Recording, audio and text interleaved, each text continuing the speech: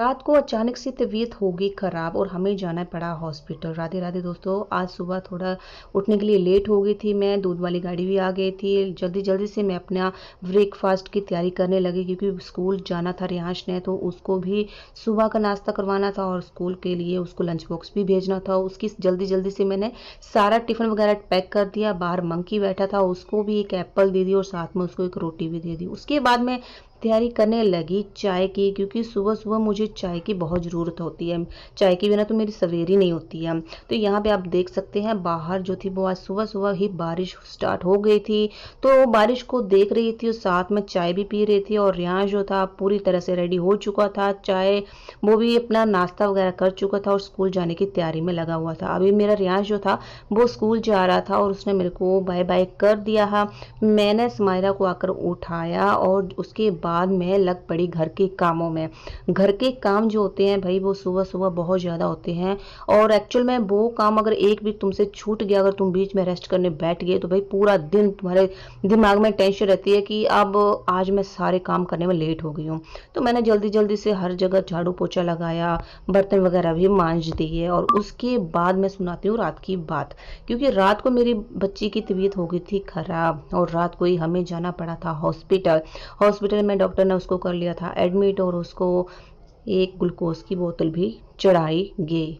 लेकिन इतना सा बच्चा है, इसको देख के मुझे दुख भी हो रहा था। आजकल वायरल फीवर चला हुआ है, तो क्या करें, अब इन बच्चों को हम खेलने कूदने से भी नहीं रोक सकते हैं। पर चलिए, आज थोड़ी सी तबीयत उसकी सही थी। आज डॉक्टर ने समायरा को बुलाया था।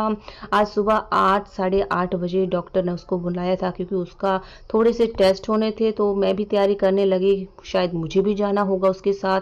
लेकिन उसके पापा ने बोला कि तुम ऐसा करो, तुम रेस्ट करो और मैं समायरा को लेके जाता हूँ। तो समायरा और उसके पापा चले गए हॉस्पिटल। उसके बाद मैं समायरा के लिए बनाने लगी दलिया। एक्चुअल में ज़्यादा उसको हैवी चीज़ें हम खाने को दे नहीं सकते हैं, तो उसने खुद डिमांड की थी कि मुझे मम्मा दलिया बनाया जाए।